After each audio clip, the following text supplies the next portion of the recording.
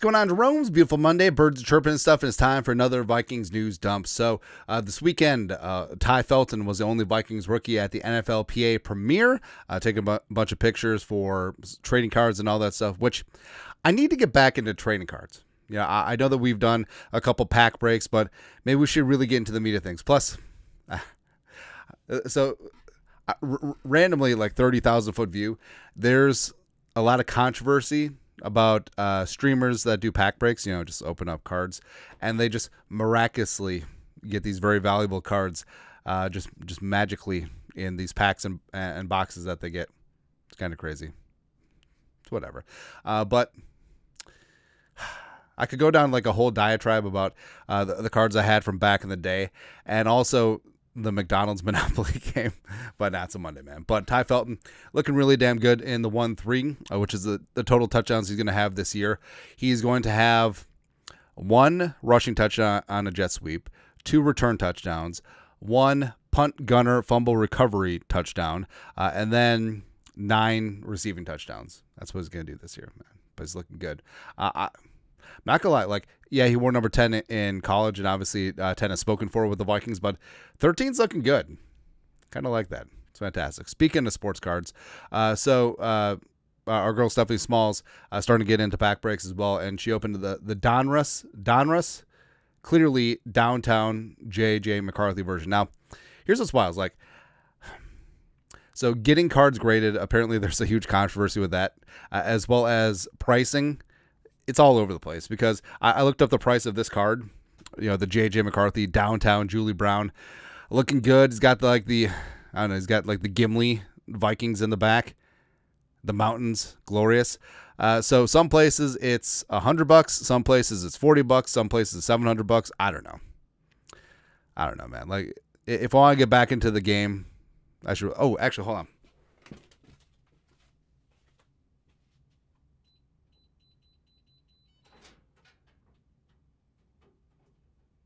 Really good pod.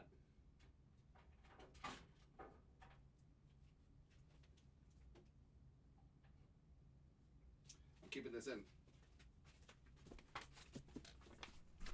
So I haven't really gone full bore back into the card game, but I got this. Focus, enhance. It was Kirby Puckett 85. So not his rookie card, but it's a 9. Mint or better. I don't know. As well as the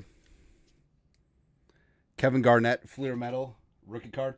I remember I had this as a kid growing up. 1995 Fleer Metal. It's good stuff, man. Also, from one of our pack breaks, we got the Scott Studwell.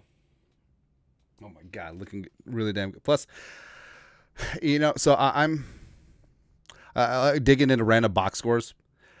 Scott Studwell would have 20 tackle games every other week, and it'd be no problem. And now, today's modern NFL, an off-ball gets 15 tackles. That's, you're going to be NFC Defensive Player of the Week. Studwell did that all the damn time. Plus, he was a great scout, too. Good times, man. Also, I distinctly remember, so when Studwell retired as a scout or an executive, he was they let him make the last pick. And he picked Austin Cutting at number 250, long snapper from Air Force.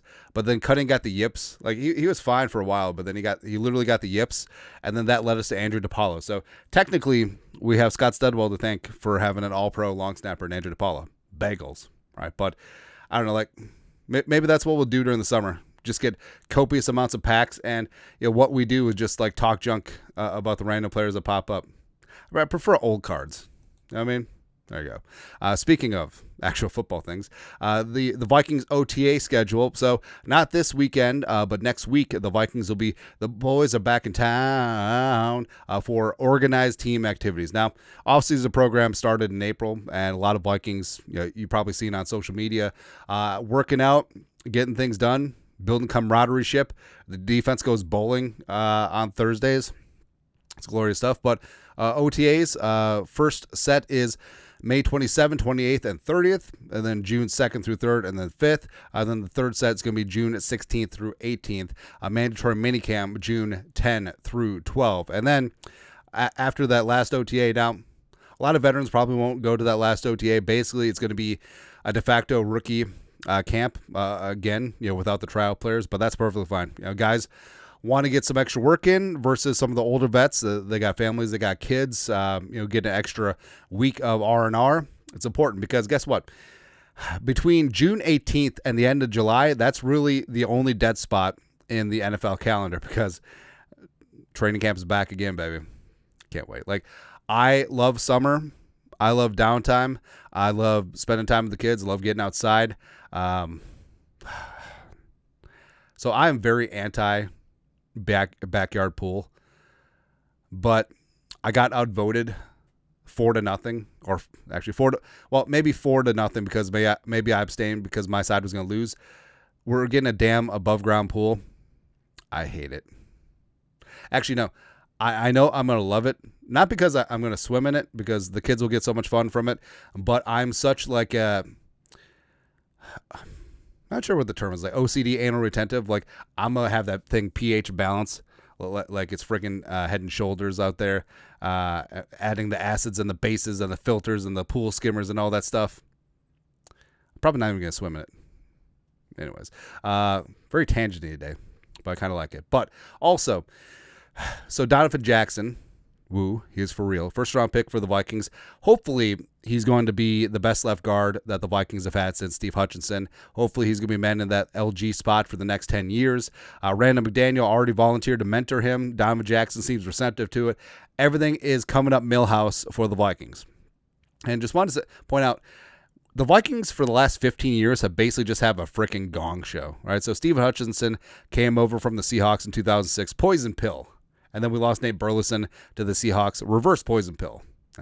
But Hutchinson from 06 to 2011 was manning that left guard spot, Hall of Famer, HOF. And then it was 3 years of Charlie Johnson. Now, remember, Charlie Johnson, his claim to fame was like, he was left tackle for Peyton Manning. How can he be bad? He was bad. That's all. Fusco. So Fusco was a really damn good right guard, and then the pride of Slippery Rock came off a torn pec, and then he switched over to the left guard and just wasn't very good, right? Or maybe it's the other way around. Doesn't matter. But, everyone talks about flipping guards from the side, but maybe it's not as stark as moving a tackle from one side, but the switch up of the footwork is there. The switch up of the dominant hand versus placement is there. Like, there's things and stuff that go on. And as we said before, I respect that hell out of backup swing tackles who can play both sides. Same thing with swing interior offensive linemen, because you don't get a ton of practice reps and you have to be asked to go in on a moment's notice. You don't know which side you're going to play. You're just going to play. All right. 2016, Alex Boone. That was a trip. And then 2017 training camp, Spielman was trying to leverage Boone into a pay cut. And he's like, no. So then they just cut him. And then Nick Easton, the pride of Harvard, coming on. Easton was a damn good center for a while, but he moonlighted at left guard for a season. Then Tom Compton. I mean, kind of wish Tom Compton would have worked out, because he's from Rosemount, literally like South Metro represent. Was it South Dakota State? Was he a jackrabbit? Or was he a coyote? One of the two. But yeah, Compton, I mean, it just didn't work out. Pat Elflein, third-round pick from The Ohio State University, and also did not work out. Like, Elflein was drafted to be a center, then it was like, hey, let's try him a guard, and remember, Elflein and Bradbury were on the same offensive line for a hot second. Dakota Dozier, no. Even though he went to Furman, and I still think this is fake. Like, the Furman's mascot is the Paladins. It's like, I have the Paladin with the 700 hit power, and he takes your Rook to Queen 9-5. I don't know. Orcs, sure. And then 2 years of Ezra. 2.5 years of Ezra Cleveland. Then Ezra got dinged up and traded in 2023. Dalton Reisner came in. Come on up for the Reisner, and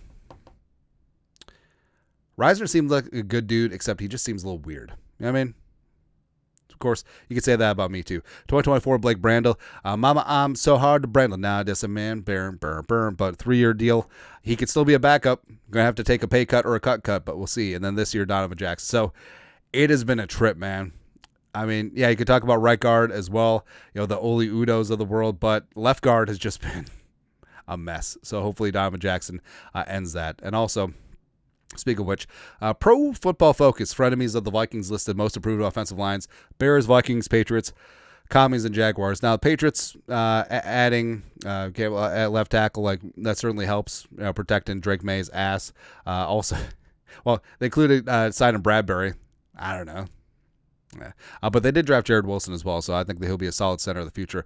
The Bears, I think the Bears' offensive line moves, frankly, are kind of stupid. Yeah, Joe Thuney is a former All-Pro as well as future Hall of Famer. He ain't that anymore. And yeah, you saw him in the playoffs in the Super Bowl, him trying to play left tackle, no bueno, right? And you're paying him. You traded for him. Also, you picked up Jonah Jackson in a trade. Jonah Jackson literally could not pass block, as well as you signed Drew Dahlman from the Falcons at center for a major deal. He literally could not pass block. So, old... Can't pass block. That's going to be really good for Caleb Williams. Also, you spent like $1 bajillion. So I feel like everything is massively overhyped for the Bears. But the Vikings, of course, Fries, Kelly, Donovan Jackson, I think that's all legit. Of course, I'm biased. Of course, it's also true. The Commies just picked up Tunsil at left tackle. I think that will help things out for Jaden Daniels. But also, why'd the Texans just let him go for basically nothing? Huh? And then the Jaguars, so picking up Robert Hainsey from the Buccaneers, as well as Patrick McCarry, free agent from the Ravens at center and right guard respectively, is pretty good. Also, Ezra Cleveland, they re-signed at left guard. They got Wheeler Walker Little Jr. at left tackle, which is really fun to me. Yeah, but the Vikings have the most improved offensive line, right? That's all I gotta say. Also, so Josh Duhamel, here's what's great. So the Vikings are a different kind of pain where they get your hopes up and then they crush you. It's not like the Lions for a number of years. It's not like the Browns where you're just boop, DOA, dead on arrival. It gets your hopes and then crushed. Hopes and crushed. It's like that old British saying, like, it's the hope that kills you, right? But also, this is really good. The Vikings have had enough amazing seasons, whether 98 or the 4 Super Bowl runs, sure. 98, 2000, 41 donut, 09 with Bert Favre, 2017 Keenum Magic Carpet Ride, 2017, sure. You could say 2022, 2024, whatever. But Vikings have had enough amazing years where it's really smoked out the bandwagon fans. Right, because the Lions have been bad for so long. Suddenly they got good. All of a sudden, like so many celebrities, like you had no idea, apparently were lifelong Lions fans. Like Tim Robinson, come on. All of a sudden, yeah, you might have been a Lions fan, but you kept it quiet, right? All of a sudden. But the Vikings have been good enough where it's just like, if people want to come out of the woodwork and be bandwagon Vikings fans, they would have done it. It's not going to happen. Right, because people know, like, it's the hope that kills you. Long story longer, Josh Duhamel, great actor. Trying to think of something he's in. Oh no, he was in that movie with J-Lo, Shotgun Wedding. That was good. So Josh Duhamel is also, him and Nick Schwartz are probably the two most famous Vikings fans, and it's great because you know that they're genuine Vikings fans, right? For a long time, from the area, all that stuff. Plus, they're not Johnny-come-latelys. They didn't latch on to the 98 Vikings. They didn't latch on 09. So it's great. It's awesome, man. But long story longer, Josh Duhamel predicted the Vikings record, and he also has them at 13-4, wanting some more. So the losses versus Cincy at home. Come on, man. Come on. So that's going to be sure out either way. Vikings might score 50, so the Bengals are going to have to score 51. I think it's going to happen. Versus the Eagles at home, alleged Super Bowl champions, but we're going to whip somebody's ass. And then at Green Bay, whatever. Early November, I mean, it's not even a factor. Bring it. Then week 17 at home against the Lions. On Christmas, Joshua, never trusted Josh. Josh, is that what you're predicting? Oh, Josh, J-Man, JD, Hamill. Come on, man. Like, ruining Christmas. Come on. But so basically he's picking the Vikings to lose 2 division games and 3 games at home. But wins, Chicago, Falcons, both of them overseas, at LA, at Detroit, in your face, right? Versus the Ravens, that'll be a good one. At Seattle, all we do is win in Seattle. over the last year. Then at Dallas, it's whatever, non-factor. Beating the Commies. Commies could be tough this year. And then beating the Packers at home week 18. So 13-4. 13-4 probably wins the division. I mean, people don't like to hear it. Last year was a freaking anomaly, man. Like, the Lions aren't going to win 15 games every single year. The Packers aren't going to win 11. And the Vikings will always win 14+. That's it. That's it, man. So, but Josh Duhamel believes, and again, like, he's been just as snake bitten as the rest of us. He's been through some stuff and stuff. Like, look at him. He's saying, oh no, he was at New Year's Eve. He was the guy who met up with Sarah Jessica Parker at the end. Bully, but just look at the eyes. Yes, they're handsome eyes, but there's nothing behind them. It's dead. Also, wasn't he like 0.01% owner of the Dolphins once? Him and Fergie? Yeah. But again, he's got that 1,000-yard stare, just like all the other Vikings fans. They're dead eyes. They're like a doll's eyes, basically. Also, this is good to see too. So Andrew Sendejo. Sendejo was one of my favorite bad Vikings. I know that's I know that sounds like super backhanded, but I mean, when Andrew Sendejo is the weak link on your defense, like the 2017 defense, that means you have a damn good defense. Like, Sendejo was great. So UDFA coming out of Rice, which means I have to like him genetically, but also, so I bandied about the book Collision Low Crossers by Nikki Dawidoff. About the 2010 Jets, fully in depth. Sendejo actually joins the roster at one point, and it's actually got like a funny role in the book. But love a guy who works his way up, busts his ass, UDFA, hitman, working in conjunction with hitman. Sendejo is a hitman himself, right?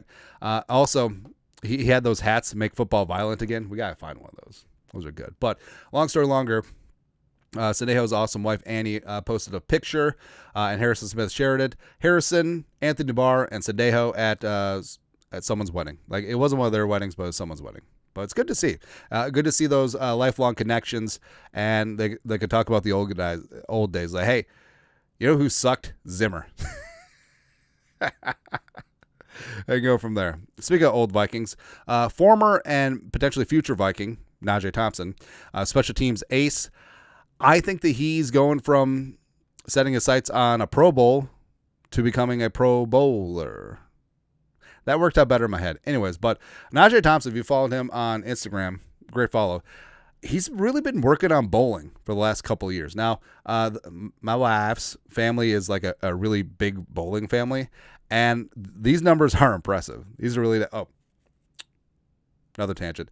So, see, the first time I met my future in-laws, they just went bowling, right? And I didn't know that they were from a big bowling family. And, well, my girlfriend, now wife, she was like, oh, yeah, they bowl all the time. No, so I'm thinking it's like, oh, they just have like Thursday night beer leagues. I can do this because, you know, I didn't bowl a lot, but I could do like the spin. I could do the hook, all that stuff. I thought that was so cool. And like all of them bowled like 250. I think I peaked at like 145 and 2 zigzags. I thought it was cool. Whatever. Bowling's fun though. Anyways, but Najee Thompson, you know, racking up and stacking up at 264. One of his bros got a 300. Joey, come on, man. Matt got a 276. Corey got a 265. But I gotta respect, like, Najee Thompson getting 3 strikes in a row, getting the turkey in the 10th frame. That's good to go. Also, he only had 2 open frames. So, I mean, this is really dialed in stuff. So, actually, no, he only had 1 open frame. That doesn't matter. But yeah, Najee Thompson's looking really damn good. And I hope that he comes back at some point. I hope that knee is good to go. But if not, go become Pete Weber 2 on bowling. Or go be Kingpin. Just don't get Munson anywhere. That's it. Also, so, tying over the bowling. So, obviously, like, your phone is listening to you all the time. And the wife and I were talking about birthday ideas for one of the kids. And we were talking about, well, maybe they'll like bowling. We'll get, like, the bumpers and stuff, and then they'll bowl. And then, as soon as I open up my Instagram next, I got an ad for the local bowling alley. They're listening to you, man. Zuckerberg. Come on, man. Anyways, but Also, since me being a Vikings fan, getting ads now on the gram from Aer Lingus, which sounds like code. You know what I mean? It could be the best flight ever. Could be the worst flight ever. I guess we never know. But Dublin's waiting for you. Oh, Riri. Oh, Riri. Dublin's waiting for me when? But around week 4? Oh, Riri. Where? Like, I kind of want to go. You know, Dublin, London. You have to do the twofer, right? But also, I don't know. I'm a creature of routine. Like, I like travel, but I like it on my own terms, and then setting a schedule where I know that if I go to Dublin and London, I'll bring the wife. She'll have a bajillion touristy things to do. All I want to talk about is like the stupid Steelers and stupid Aaron Rodgers and then stupid Browns and stupid Shador Sanders and then how we're going to whoop their ass. But I know I'm going to have to go to like 17 different touristy things. I don't like it. I don't like work trips. You know? It should be work and trips. But I digress. I'll probably end up going. I don't know. Anyways, that's it. That was a very long, rambling Monday news dump. Hopefully you guys like it. That's all. You guys know what to do. Skol, production value.